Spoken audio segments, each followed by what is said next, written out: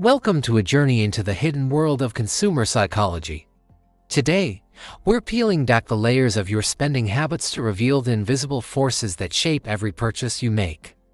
You might think you're buying with pure logic, but the truth is far more complex.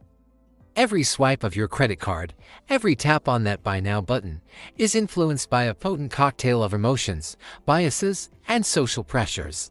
The invisible forces behind every purchase, as the renowned psychologist Camille once said, we buy not just with our wallets but with our hearts, minds, and insecurities. This profound insight cuts to the core of spending psychology, a field that explores the emotional, cognitive, and social factors driving our purchasing behavior. What is spending psychology? Why should you care about the psychology behind your spending? Because financial health starts with self-awareness. Understanding the forces at play can be the difference between financial freedom and drowning in debt. In fact, emotional spending is one of the top contributors to consumer debt in our society today. Emotional drivers. Let's dive into the emotional drivers that often fuel our purchases. Have you ever heard of retail therapy? It's not just a catchy phrase, it's a real phenomenon where people buy things to boost their mood. Then there's FOMO, or the fear of missing out, which can drive us to jump on trends or deals we don't really need. And let's not forget comfort buying, where we seek security through consumption. A recent study by Mahandru and colleagues in 2020 found a strong link between emotional relief and impulse buying. Cognitive biases. Emotions are just the beginning. Our cognitive biases play a huge role in how we perceive value and make purchasing decisions. Take anchoring, for instance. The first price you see sets your expectation for what something should cost. Or consider loss aversion. Our tendency to fear missing out on a good deal can create a false sense of urgency. And then there's confirmation bias, where we selectively seek out information that justifies our purchases. Ever seen an ad that says, was $120,000, now $60,000? That's anchoring in action, making you feel like you're getting an incredible deal. Social influences. Social influences are equally powerful in shaping our spending habits. Peer pressure doesn't end in high school, it follows us to the mall and into our online shopping carts. We buy to fit in, to feel part of a group. Social proof. The idea that everyone's buying it can be a powerful motivator. And let's not underestimate how much we spend to project a certain status or personality. As a recent study in the International Journal of Networking and Rural Development put it, consumption is communication. What we buy says something about who we are or who we want to be. Marketing tactics. Marketers are well aware of these psychological triggers and use them to their advantage. Ever noticed how many products are always running low on stock? That's the scarcity tactic at work. Or how about those countdown timers on online deals? That's urgency in action. Even the colors used in advertising are carefully chosen: red to create a sense of urgency, blue to build trust. The key is to recognize these manipulation tactics before they trigger an impulse buy.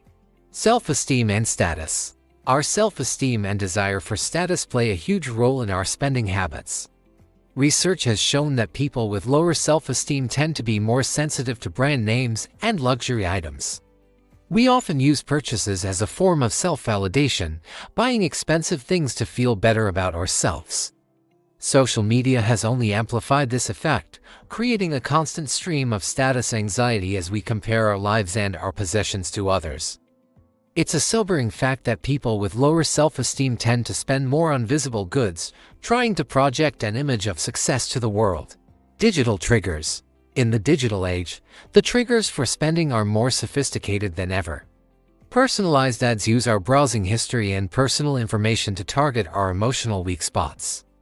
The dopamine rush we get from likes on social media is closely tied to the high we feel from making a purchase.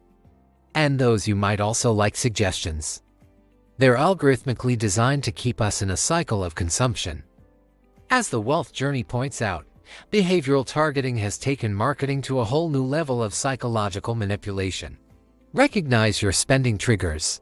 So, how can you take control of your spending psychology? It starts with recognizing your personal spending triggers. Before making a purchase, take a moment for an emotional check-in. Are you buying because you need the item, or because you're feeling stressed, lonely, or insecure?